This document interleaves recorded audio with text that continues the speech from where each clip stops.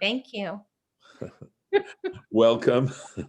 And we'll, of course, start off with our bracha. We are about to perform the mitzvah of Talmud Torah. Baruch atah Adonai Eloheinu melech haolam asher kitshanu b'mitzvotav v'tzivanu la'asok b'divrei Torah. Amen. Amen. And here is the text we were looking at.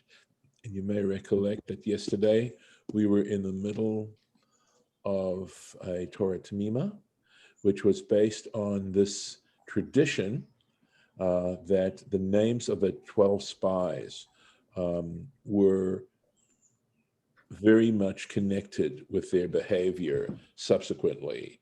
And Baruch Halevi Epstein started to discuss the fact that when they were given these names by their parents, of course, their parents had no idea that in fact their names and their subsequent behavior was going to be so well matched.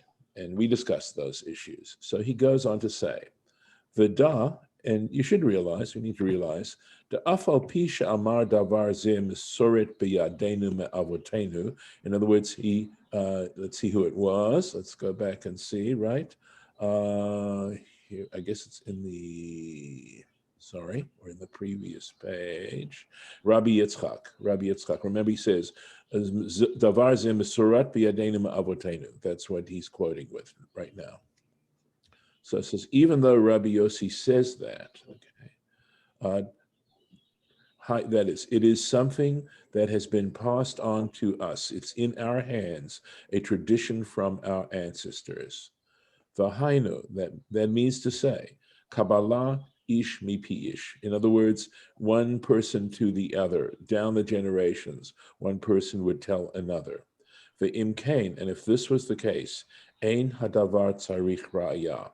We don't require any proof of this issue that the names and their behaviors were matching, right? We don't need to prove the point because it's a Kabbalah. And just if I may take sort of a side comment at this point, is that there's certain issues that seem to have been major issues in various times in history. And the issue of how reliable, in other words, in seeking the truth, what are the signposts of reliability? And it seems to me that at one point, and I don't know for how many years or centuries or whatever, the issue was tradition. How reliable is tradition to provide us with the truth? And of course, nowadays, we don't consider it that reliable, at least in most cultures that I'm aware of, or Western cultures don't seem to feel that that's a really reliable thing. But we can see that back in this particular culture, and certainly in a Torah culture, tradition is extremely important as a signpost of reliability.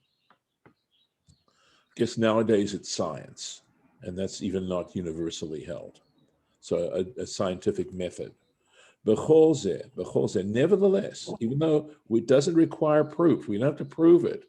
We can rely on our tradition that this is in fact the case. He says, nevertheless, yesh lomar, one could argue, one could say, shedavar zeh merumaz b'parsha, that in fact, this note, right, about the names and their behavior is actually alluded to, suggested in the parsha itself. And here comes his proof.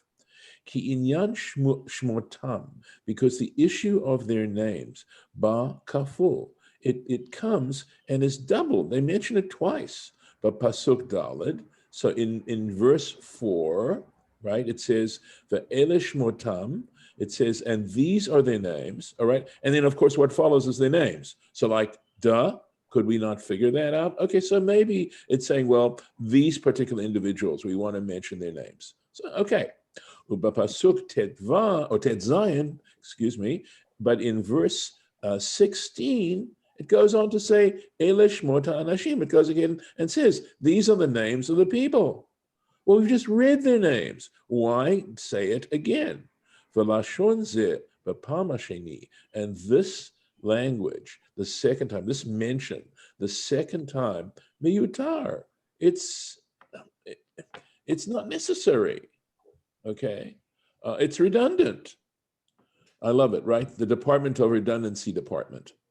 V'gam eino mevu'ar, And it's not so clear. It's not clear. Hemshech halashon, and this expression that is, this continuation of saying Elish mota anashim, and it goes on to say, the continuation of the verse. In other words, what is this verse that says these are the names of the people, and then it goes on to say, Vayikra Moshe lo Hoshea bin Nun Yoshua, and then right on it goes and says, and Moses called Hoshea bin Nun Yehoshua. He named him Yehoshua. What has that got to do with the previous phrase that we just mentioned? And for this reason, Yesh Lomar, you could say, Hakavana, that the intention here, the implication here is Ele Shmot Anashim. These were the names of the people that we just, detailed. Sheshmam Garam Lehem La'asot Ma'asehem Ara'im, okay, that their names, whose names caused them, had an influence on them or caused them to do the bad deeds, the wicked deeds, Behotza'at Diba, when they spoke disparagingly about the land of Israel or their ability to conquer it, or they spoke disparagingly actually against God, because God was the one who said that God would make sure that they were successful. Ulama'an Hatzel et Hoshea mitakala zo, and in order to rescue Joshua from this trap, this impediment, Shina et Shmo, he changed his name, LeYehoshua, to Yehoshua, Lemor, with the intent of Ya Yoshiacha, Hashem should save you, Me'atzat Meraglim, from the advice of the spies. Ukafi hadrasha haba'ah, and as will be explained in the next drash he makes, which would be, of course, this one here, Vayikra Moshe lo Hoshea ben Nun, Hoshea, right? And then it says, Amar Ya Yoshiacha Me'atzat Meraglim. Okie doke. So just again, it's just, you come across these little statements and you just realize how insightful and thoughtful and brilliant this guy is in terms of what he sees and how he makes these connections. So we'll go on to where we left off in the text. I'm going to remove this.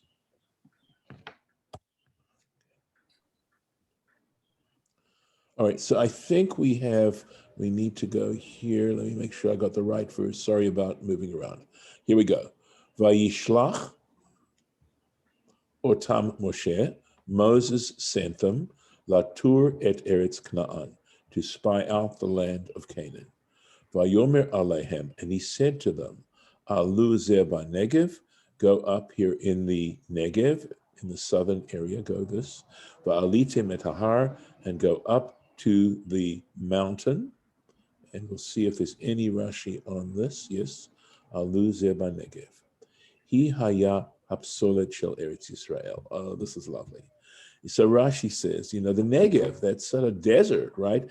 It is the psolet. It's not the, it's like the stuff that's left over, the residue, right, of the land of Israel. So in other words, it's like if you eat a peach, right? The nut would be the psolet, because you don't eat the nut of the peach. Shekain derech, and he says, because this is the way tatagarim of merchants, right? This is what merchants do. Mar'in et hapsolet, they first display the undesirable first, right? The less desirable first. The acharkach, and afterwards, mar'in et hashevach, and then they show you the great stuff. In other words, in order to whet your appetite, they start off with stuff that isn't quite so impressive. And by contrast, of course, when they show you the really beautiful stuff, you're much more likely to get excited about it. So similarly, you start off in the Negev, and then you wind up in the arable part of the land of Israel, and you see how amazing and fruitful and rich that soil is, etc., etc. I can see that in this context, but um, for a merchant to show the bad stuff first, that's got to be cultural. I Well, I don't know certainly if it's would the never bad try stuff, and do that Judith. I as a don't know if it's merchant. the bad stuff. It's the stuff that perhaps isn't, well, it's like, what can I say? It's like showing the seconds or the stuff that's cheaper, Yeah, maybe. but I as a merchant would not Uh, do that. okay. So if you're saying this is typical of a merchant, it's Yeah, got to be typical of a merchant in a certain context. true. I would have to agree with you. Yes. Yes. I've definitely experienced that Interesting.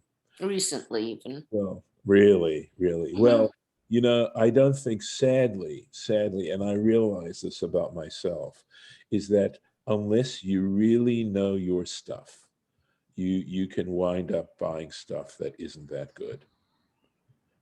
Instead of really getting the more you know about what you're purchasing, of course, the better position you are to make sure that what you're getting is top quality.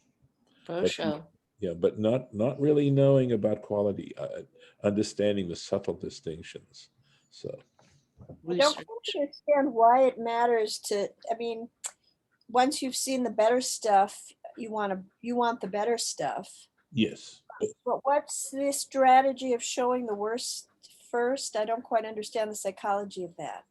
Oh, I think you want to start off not so great and ending with the patriotic finish, right? That Why does that make you more likely to buy? So the way it was presented to me was the improvements that you could pay more for. In other words, what we were buying was exercise equipment at a sporting goods store. Mhm, So they showed us the low end stuff. And Nick's trying it out and he's like, oh, it's not that comfortable. Well, if you want comfort and also this has this feature, you can pay this much more for this. And, um, then he's like, and so this is our top one is over here and that's got these features on it. So you just need to decide, what level you want and what, what you, so obviously you're going to want all those features because they're really optimal. So, I mean, you can also make a decision according to your purse, but, if you can buy either one, why wouldn't you want the optimal one? And it's kind of like, if you experience that right away, you don't know what you're comparing it to. You just like, they're all like this, you're gonna, but if you see, well, here's a cheaper one and, oh, this isn't that comfortable. It doesn't, and it doesn't allow me to use this feature in a way that I really prefer to use. And I could save money, but look at this one over there. That's, wow, that's got everything I want. Uh-huh. In other words, you see the one that has some lacks and something lacking, and then you start thinking about, gee, I would want this if it had X, Y, and Z, and then you see, oh, this over here does have X, Y, and Z. Yeah, so if the lacking one was the only thing available and it's cheaper and whatever, and you might just buy it, but you're like, oh, but and then if I go upgrade over here, I can have everything I want, and it's a one-time purchase anyway, and so it's $40 more, but this is for a lifetime, not $40 more a day. I'll get this one, sure, why not? It's just a psychological, ploy, one of many. Right. I was going to say it's got to do with probably theory of merchandising. Yeah, I'm sure they figured this out somehow, but I mean, I'm not sure about Rashi. Like, if they had seen the Negev and that was all there was to the whole land, it's just dry. Sorry, but this is your land. Mm-hmm. Not a lot growing there. Maybe it's not a perfect analogy because, yeah, you're not looking to upgrade a different product. You're looking at a product that has both the so-called negative and so-called positive. How about it going from this route? I'll take a different kind of approach in a way, right? Which is saying you start off with something that isn't quite so impressive. I mean, it's going to be your land, very nice. And then you see the Amek and the Galil and stuff like that, and you have an aha moment.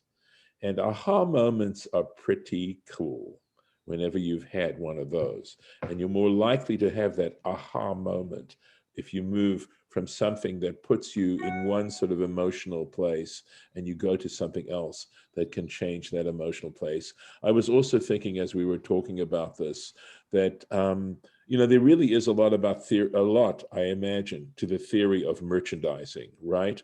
And the emotional relationship to the things that we acquire, and how you best approach a person if you want to sell them something, right? So, and sometimes in terms of value, how do you estimate the value of something? Well, a lot of it has to do with becoming educated.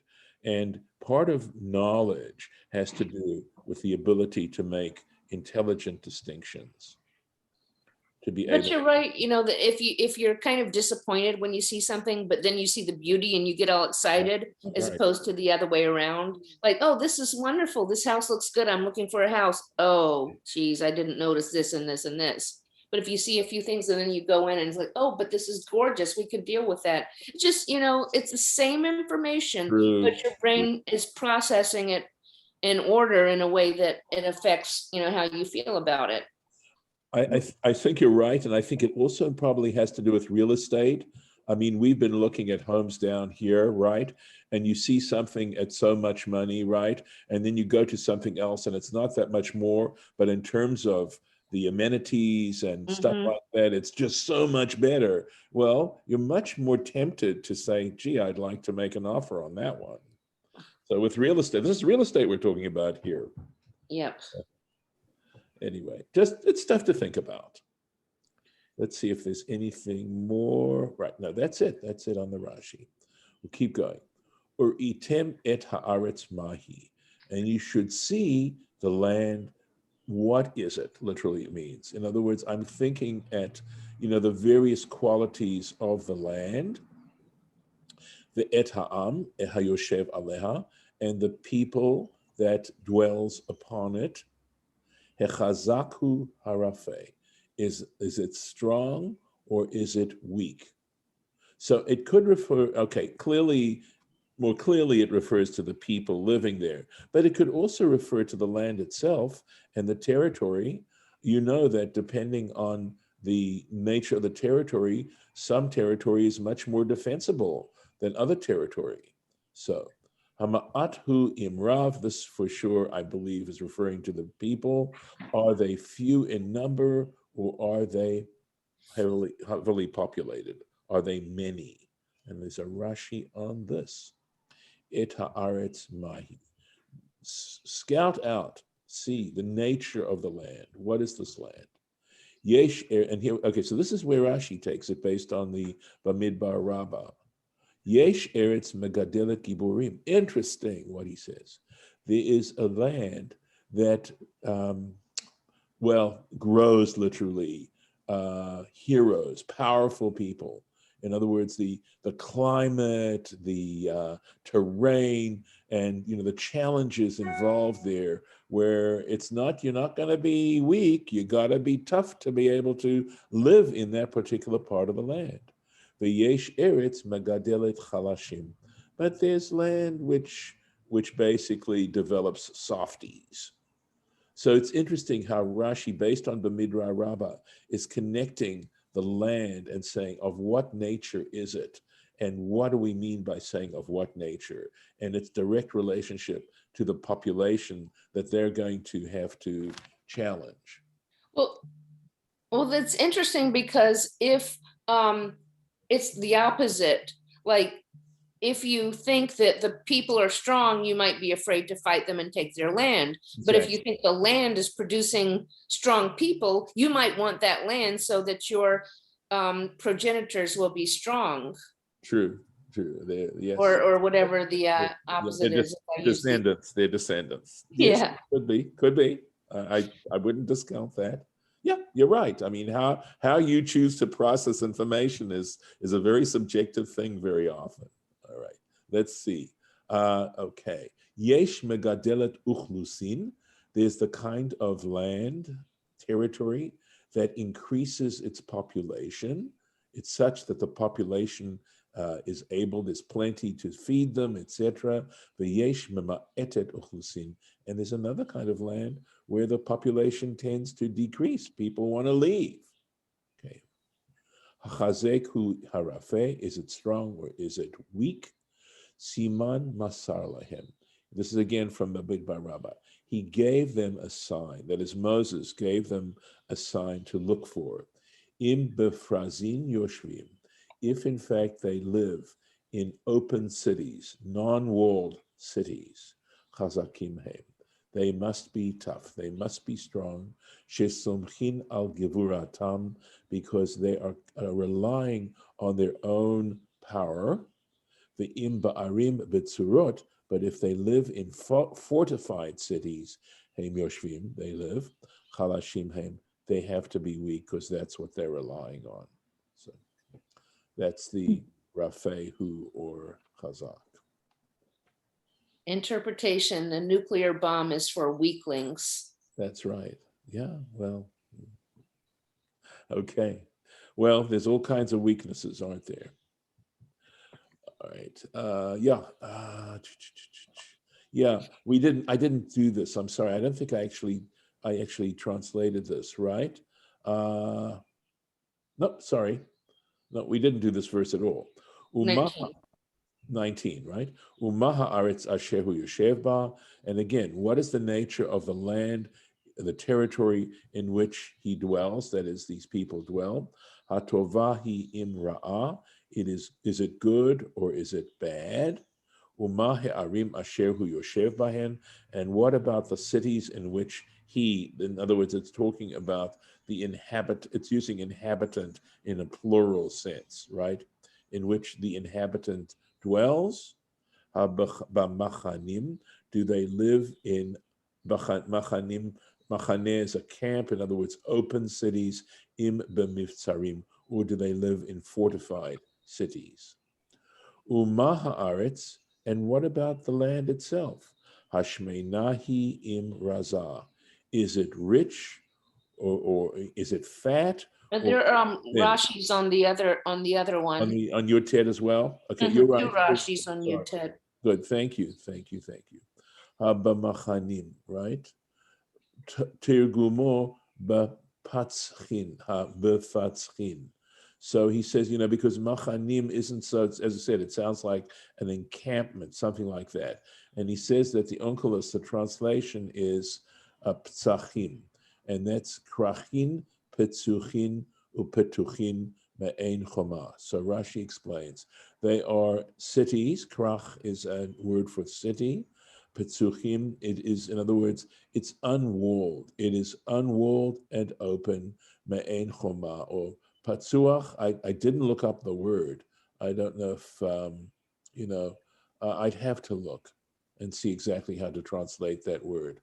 But petuchim means open, me'ein choma, from a lack of a wall, choma being a wall around a city. Yes, it's here, exposed, open, unwalled. Okay, thank you. So I need to put in exposed. Let's put that in. So 1 second. Okay, thank you, Lauren.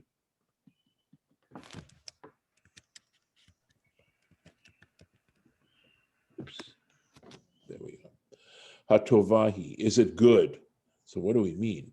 B'mayanot, we're talking about wells. In other words, we know how important water is.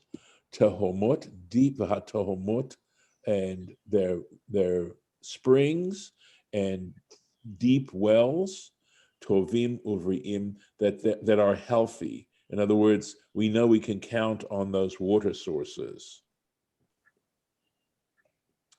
Okay, so we read this. Hayesh. So we said, and the land, is it rich or is it poor? Literally, it means fat or poor or thin. Literally, hayesh ba'etz. Is it forested? Is there wood? Im ayin, or unforested?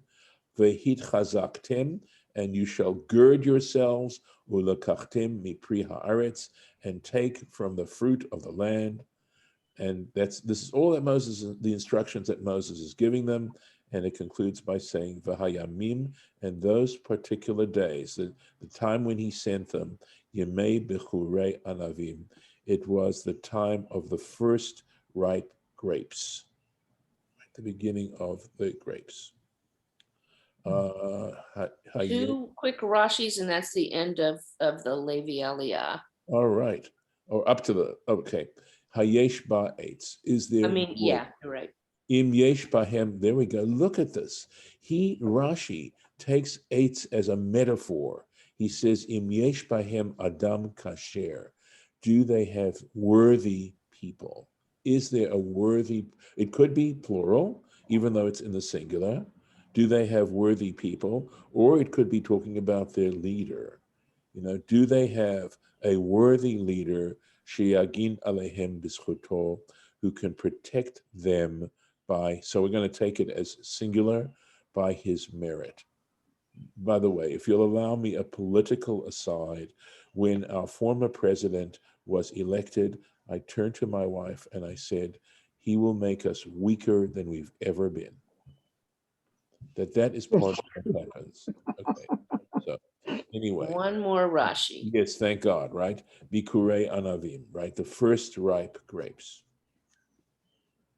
Yamim she ha-anavim, days in which the grapes mitbashlim bikur, I think is the word. I don't have the points here, but they ripen, mitbashlim, that the grapes mitbashlim, and I think, I don't know what it has in your translation, Lauren, but I would think to begin the ripening, begin there, ripen. Yeah, it says the first stage of growth. Yeah, okay, so bikur is then an agricultural term that means the first stage of growth. All right.